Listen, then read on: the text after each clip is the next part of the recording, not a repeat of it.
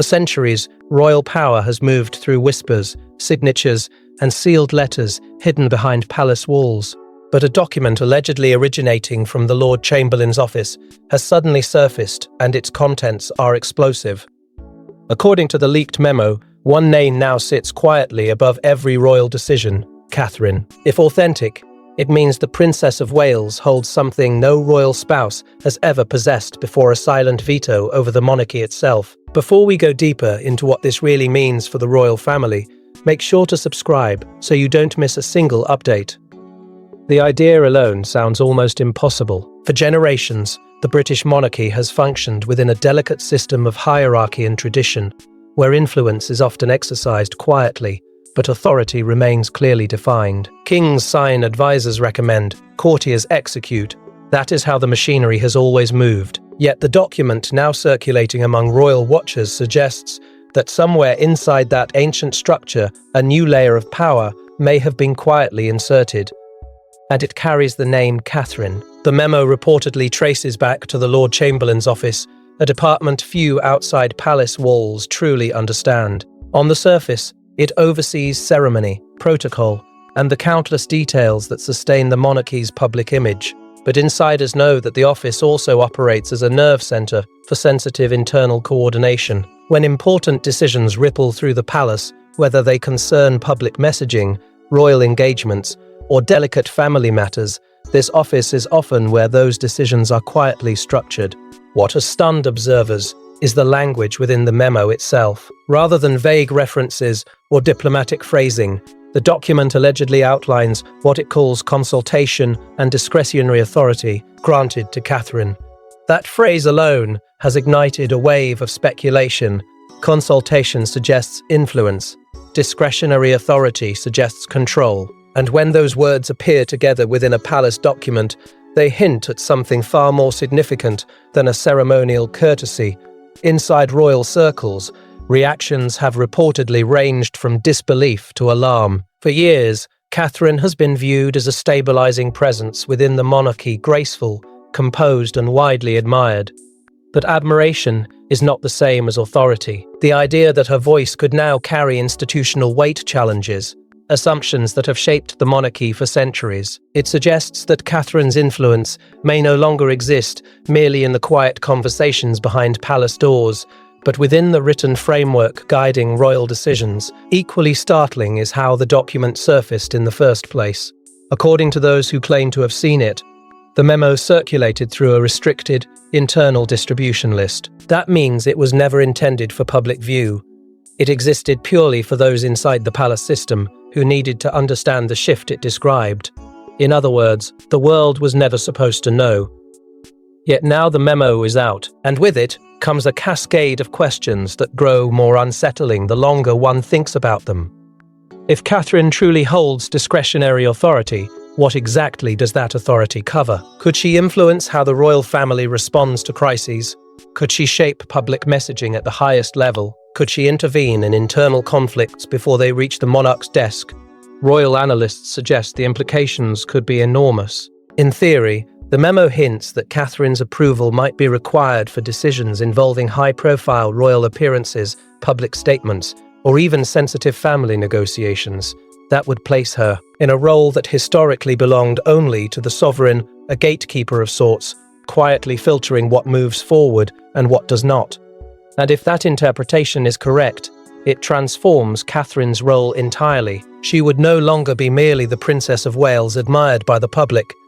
She would become a central pillar of the monarchy's decision-making structure, positioned in a place of trust that very few people in history have ever occupied. But perhaps the most unsettling part of the story lies not in the authority itself, but in the mystery surrounding it. Because documents like this do not appear by accident, they are written deliberately, approved carefully, and distributed with precision. Someone inside the palace hierarchy made the decision to create it. Someone authorized its language, someone allowed it to circulate, and someone, somewhere inside that same system, decided the world should see it. Which leads to the question echoing through royal circles tonight. Why Catherine? Why now? And who wanted this secret to escape the palace walls? But to understand why such a memo could even exist, we must look inside the mysterious office, where it allegedly originated, an institution that has quietly controlled the monarchy's machinery for generations. Most people have never heard of the Lord Chamberlain's office. It rarely appears in headlines, rarely gives interviews, and rarely explains itself. Yet behind palace gates, this office acts as the monarchy's silent control room, coordinating everything from coronations to royal discipline. If a memo granting Catherine veto power truly came from here, it would mean the decision wasn't symbolic. It was bureaucratic, deliberate, and sanctioned within the palace hierarchy. The deeper one looks into the structure of the monarchy, the more apparent it becomes that power inside the palace rarely travels in straight line. It moves through networks of tradition, quiet agreements, and internal procedures that most of the world never sees. At the center of that hidden machinery sits the Lord Chamberlain's office, a department whose influence stretches far beyond ceremonial duties. Officially, its role revolves around protocol, pageantry, and the orchestration of royal events. But in reality, insiders describe it as something far more consequential: the administrative nerve center that keeps the entire royal institution functioning smoothly behind closed doors. Within palace culture, documents produced by this office carry enormous weight.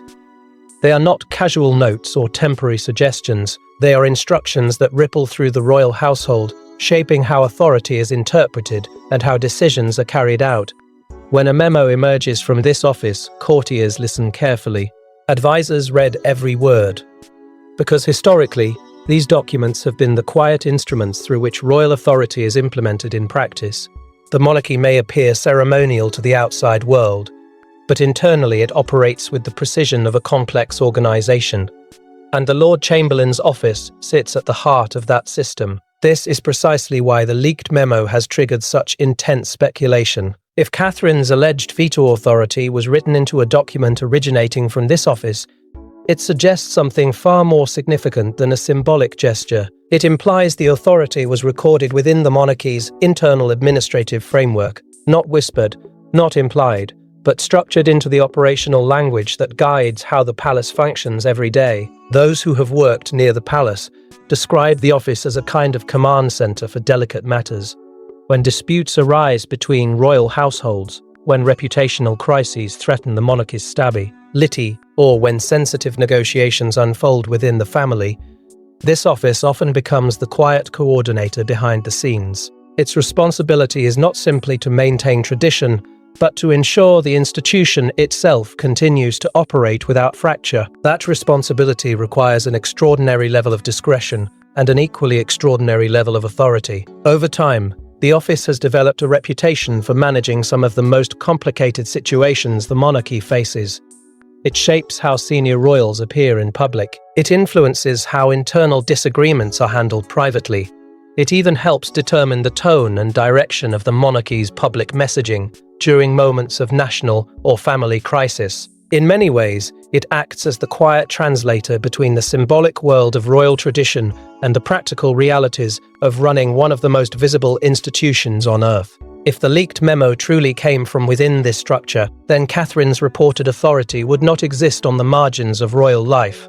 It would be embedded directly into the system that governs how the palace operates. That possibility has led some analysts to believe the document reflects a deliberate attempt to modernize royal decision-making. For centuries, the monarchy has adapted slowly, reshaping its internal processes to survive political pressure and public scrutiny. Granting Catherine a formal role in guiding certain decisions could be interpreted as part of that long tradition of quiet institutional evolution. Others, however, see a more urgent explanation. They believe the authority may have been introduced to stabilize internal tensions within the royal family, tensions that have reportedly grown more complicated in recent years. In that scenario, Catherine's presence could serve as a balancing force, someone trusted by multiple factions within the palace hierarchy. Her involvement could allow difficult decisions to be filtered through a figure widely respected both inside the institution and beyond it. But whether the memo represents modernization or stabilization, the implications remain staggering, because the office that allegedly produced the document does not create theoretical roles. It defines operational reality. If Catherine's veto authority truly exists within its paperwork, then her influence would be woven directly into the structure that governs the monarchy itself. And that realization is precisely why the leak has unsettled so many observers.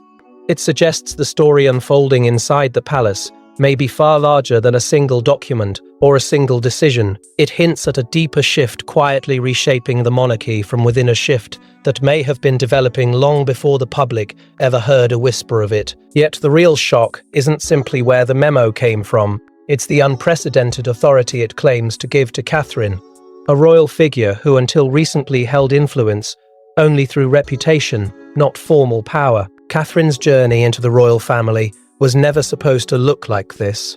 She entered the monarchy as a supportive partner, a modern princess admired for poise rather than power. Yet behind palace doors, insiders say something changed. Slowly, carefully, Catherine began transforming from a ceremonial figure into a strategic presence, someone whose opinions weren't just respected, but increasingly decisive. When Catherine first stepped into royal life, expectations surrounding her role were carefully defined. The monarchy had long relied on spouses who could embody dignity and stability while remaining comfortably outside the machinery of decision-making. Catherine appeared to fit that tradition perfectly. She focused on family life, charitable initiatives, and the public duties expected of a future queen. Her presence was calming, her demeanor composed.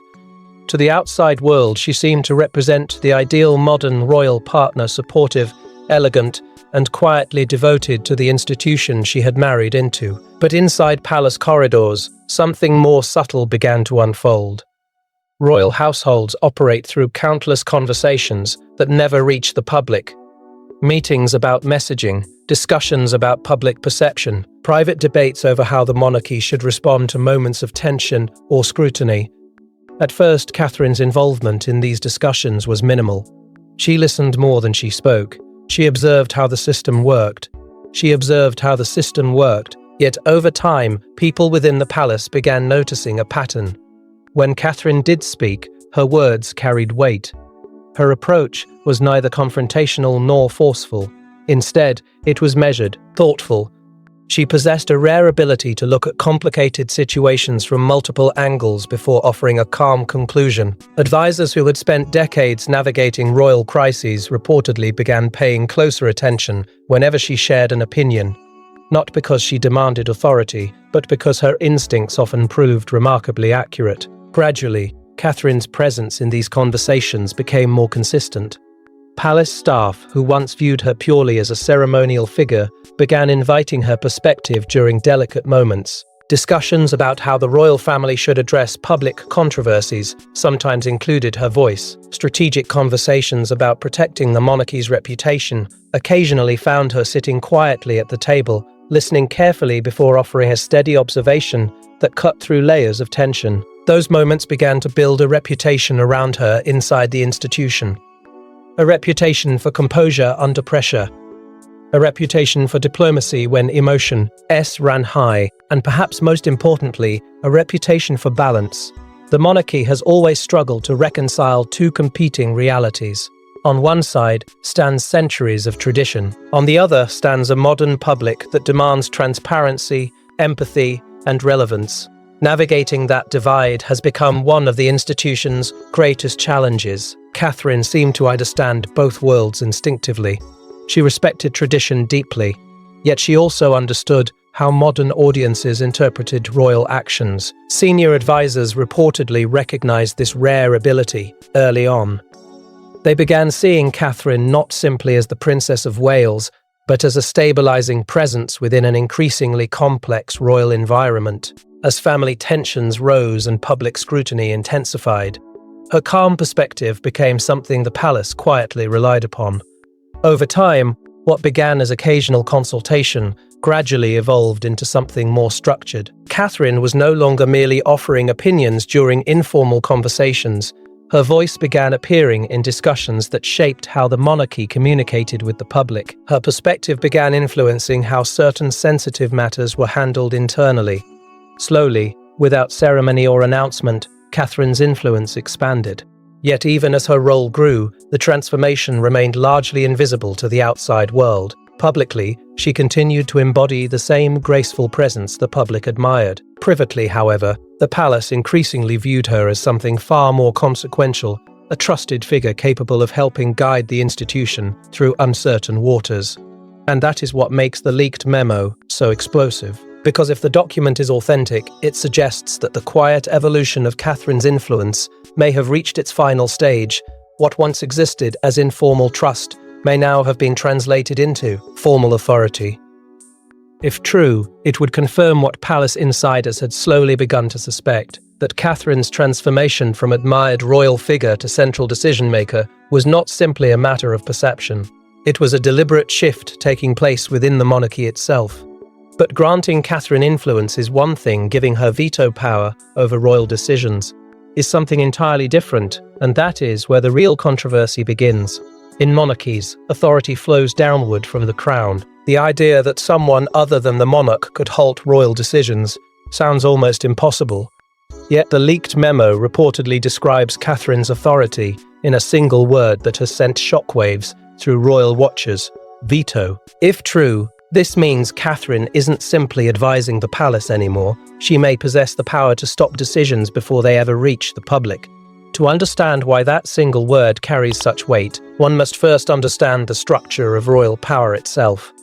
Monarchies are built upon hierarchy. Authority originates at the top, and every decision moves outward through layers of advisors, courtiers, and institutions designed to protect the crown's stability. Throughout centuries of royal tradition, influence has certainly existed outside the monarch, but the final authority has always remained clear. A veto changes that dynamic in a profound way. It introduces a new checkpoint in the system, a quiet moment where momentum can suddenly stop. If the memo's language is interpreted literally, Catherine's veto would function as precisely that kind of checkpoint. Royal initiatives that appear ready to move forward could instead pause under her review. Strategic announcements might slow.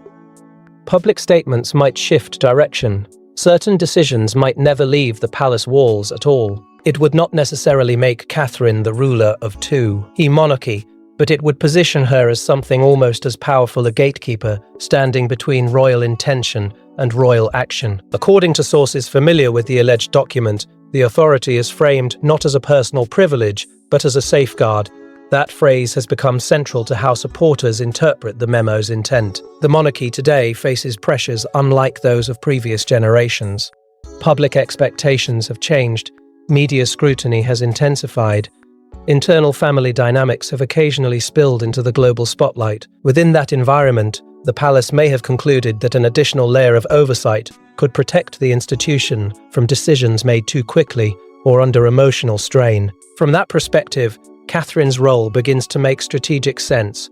She is widely seen as calm, composed, and trusted both inside and outside the royal family. Her public reputation has remained remarkably steady, even during moments when the monarchy itself faced turbulence. Supporters argue that giving such a figure the authority to slow or reconsider major decisions could prevent reputational crises before they begin. But the very same logic that makes the idea appealing to some observers raises alarms for others.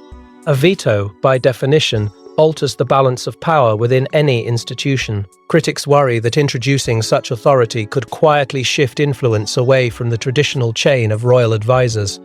Decisions that once moved through established channels might now face an additional layer of approval. That possibility raises questions about how internal dynamics inside the palace might evolve over time. There is also the matter of scope. The memo reportedly leaves room for interpretation regarding how broadly Catherine's authority could apply. Some insiders suggest it is limited primarily to matters involving public community and crisis response areas, where careful judgment can mean the difference between stability and controversy. Others believe the authority may extend further, potentially influencing strategic family decisions or sensitive negotiations within the royal household. The uncertainty surrounding that scope only deepens the intrigue, because within the monarchy, power is rarely exercised loudly. It often appears in small moments: a conversation delayed, a statement rewritten, a decision reconsidered at the last minute. If Catherine truly possesses a veto, its effects might never be publicly visible. Instead, its influence would exist in a silent changes no one outside the palace ever sees. Yet even the possibility of such authority tells us something important. It reveals that somewhere within the royal institution, serious discussions are taking place about the monarchy's future. Discussions about stability, about leadership, about how best to navigate a world that demands both tradition and transformation. And if those discussions led to the creation of a veto role, then the decision itself becomes just as fascinating as the power it grants. Because the monarchy does not introduce structural changes lightly. Every adjustment reflects careful deliberation by those responsible for protecting the crown's long-term survival. Which leads to the question now echoing through royal circles. If the palace truly believed such authority was necessary, why Catherine? Why her voice, her judgment, her influence above all others within the royal sphere? And if Catherine truly holds this power, one question looms larger than any other. How did the palace decide she should be the one to wield it? Royal institutions rarely gamble with their own survival. Every move is calculated, every title deliberate, every authority carefully measured. So if Catherine was chosen to hold veto power, it wasn't accidental. Somewhere within palace corridors, a decision was made, one that quietly elevated her into a role far more powerful than anyone outside the monarchy realized. Inside the monarchy, decisions of this magnitude do not happen in a single meeting. They emerge slowly, shaped by months, sometimes years of quiet observation, internal debate, and careful strategic planning. Advisors watch how individuals handle pressure. They study how public perception shifts. They measure who commands trust not just within palace walls, but across the nation, watching from beyond them. And over time, certain figures begin to stand out as pillars capable of carrying the institution forward. Catherine gradually became one of those figures.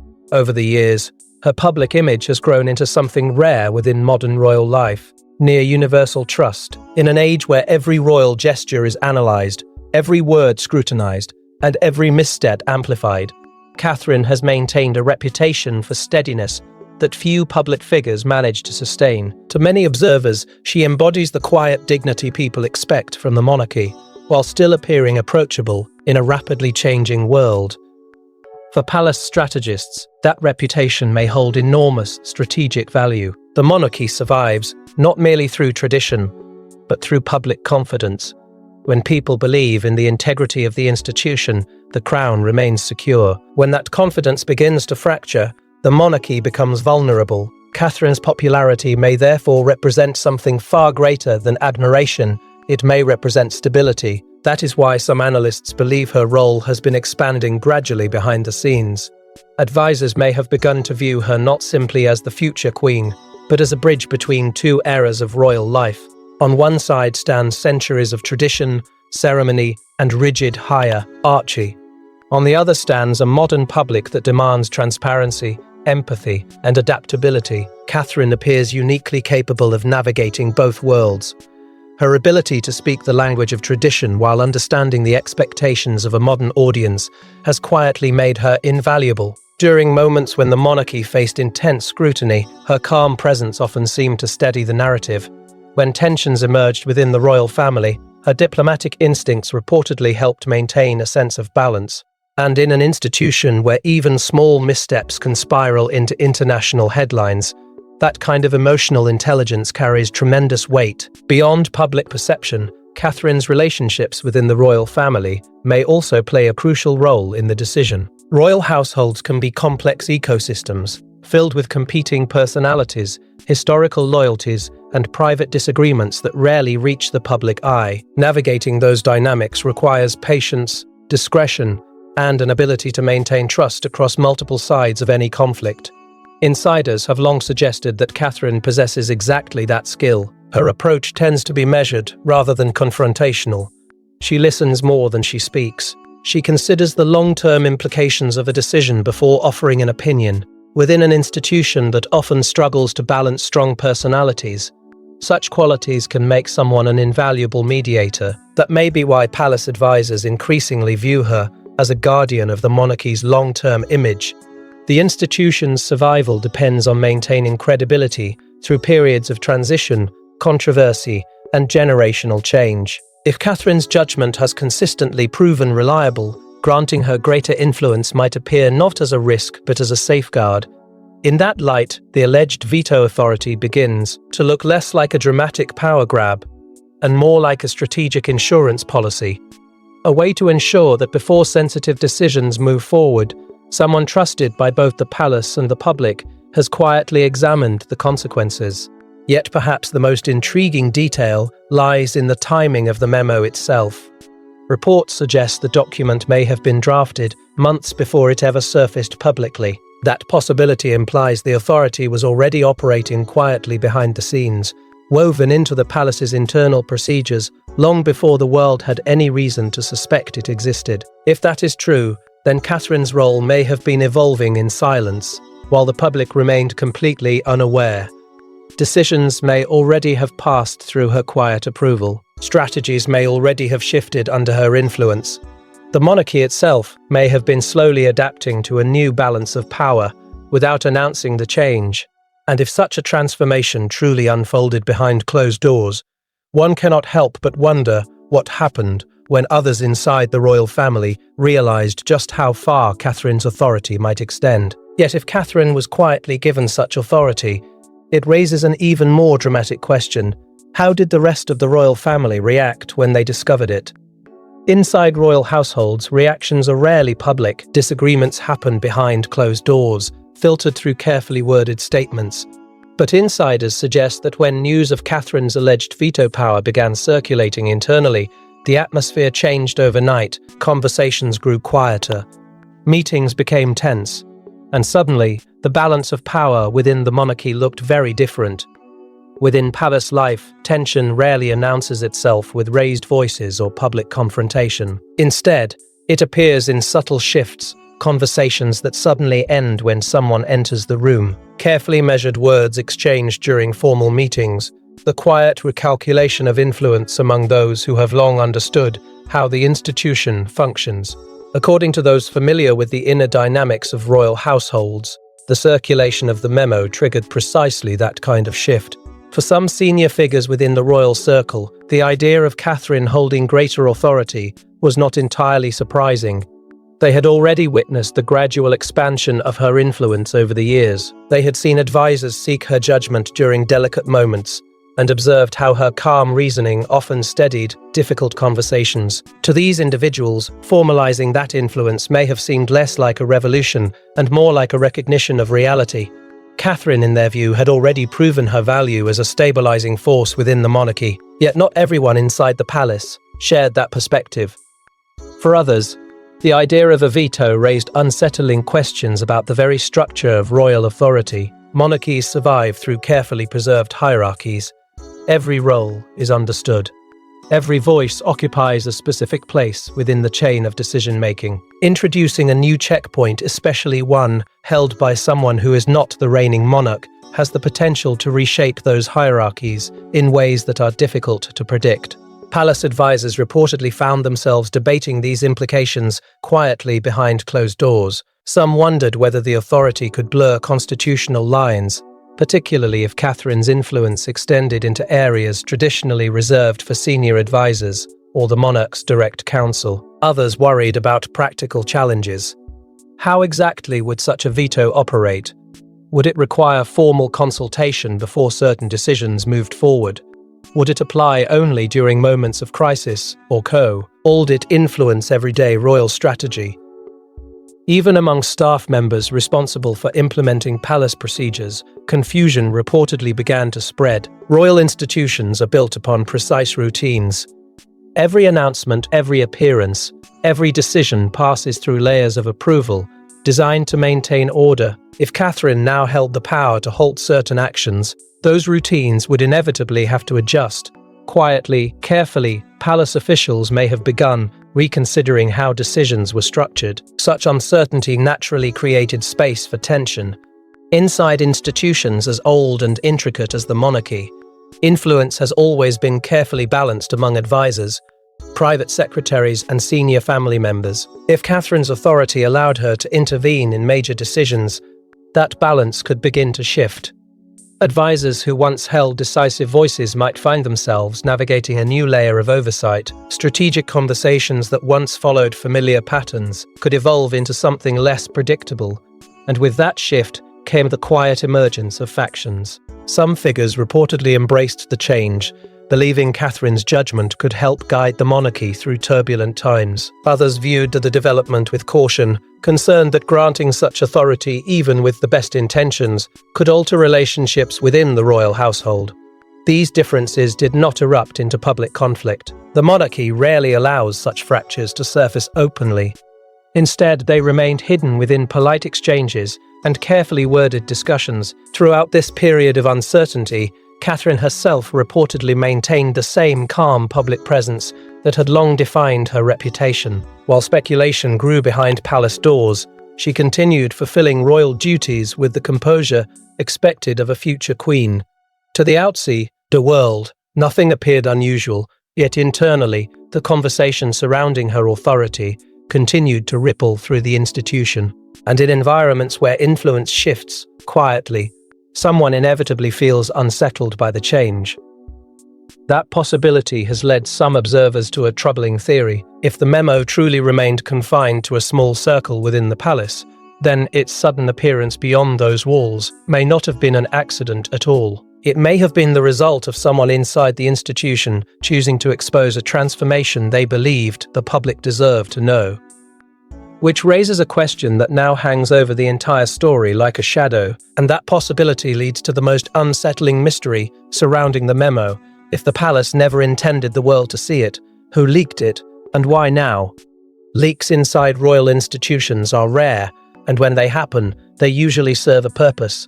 The sudden appearance of this memo has sparked a storm of speculation. Was it an act of rebellion by someone inside the palace? A calculated warning to the monarchy, or a strategic move designed to reshape public perception before an even bigger announcement arrives? Within royal institutions, information is guarded with extraordinary care. Documents pass through secure channels.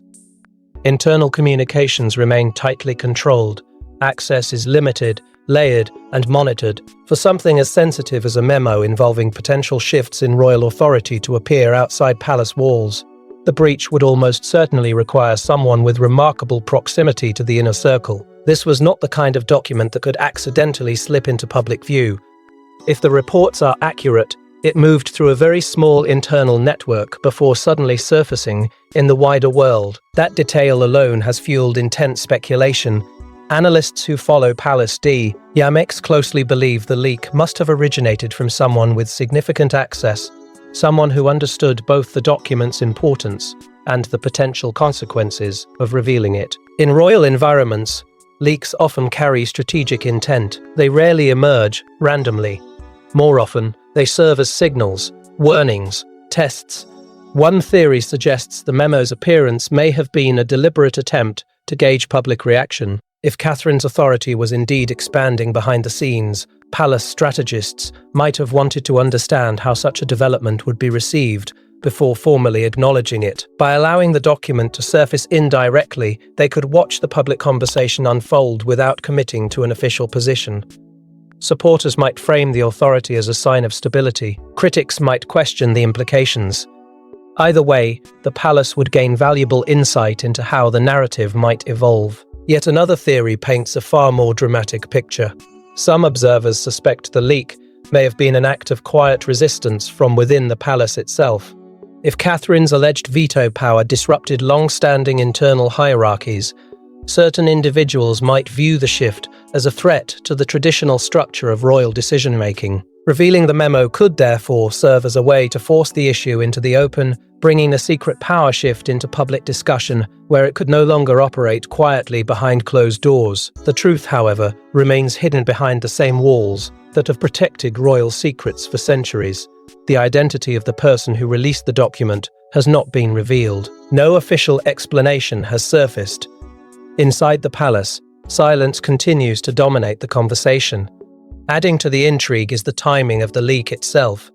Royal observers have noted that the memo appeared during a moment when speculation about the monarchy's internal future was already intensifying. Conversations about leadership transitions, institutional stability, and the evolving roles of senior royals had already begun circulating quietly among analysts and commentators. Into that atmosphere of uncertainty dropped a document suggesting that Catherine, long admired for her calm public presence, may now hold an authority unlike any royal spouse before her.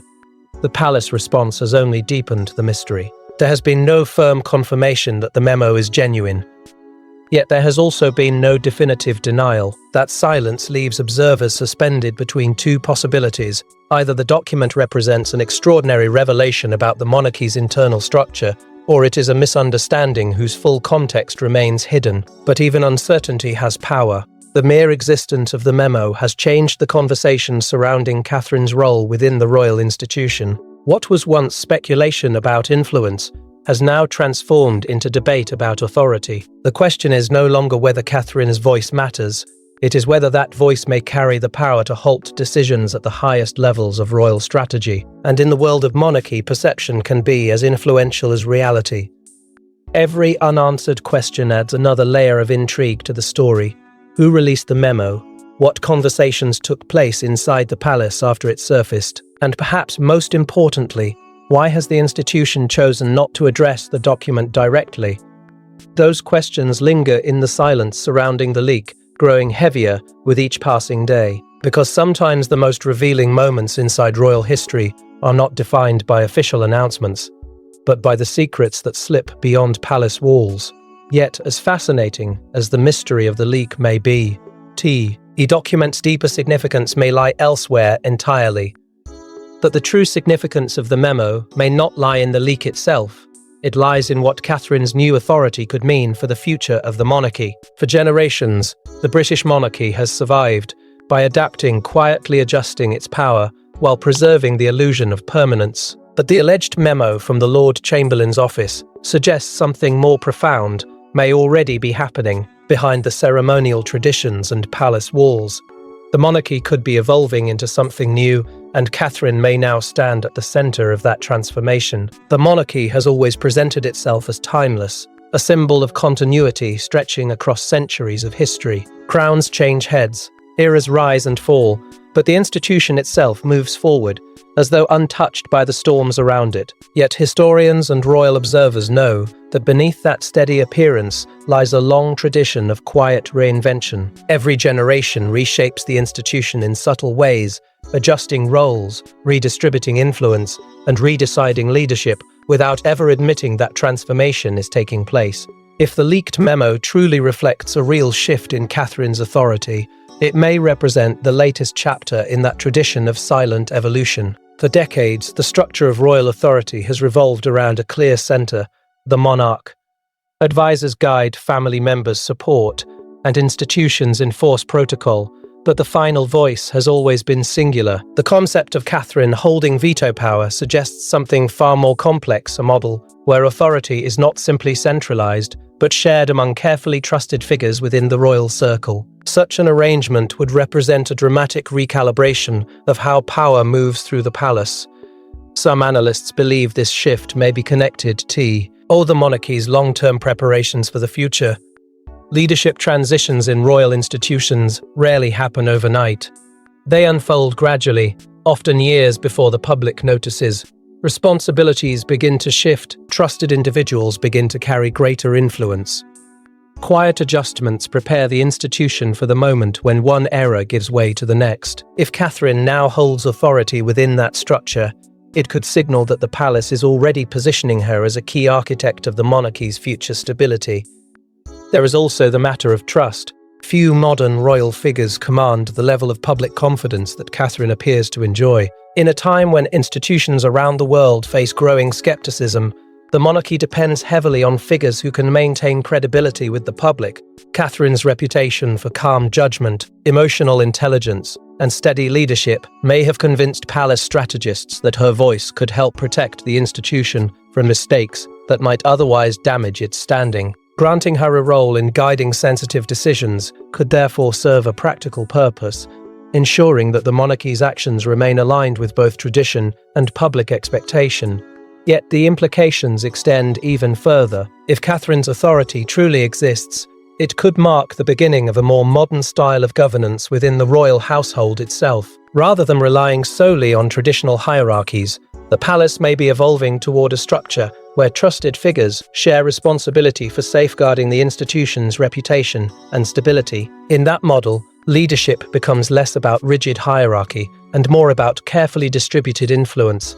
Such a change would not be announced with fanfare. It would unfold quietly, embedded in internal procedures and private agreements, exactly the kind of transformation that could exist for months or even years before the public ever becomes aware of it.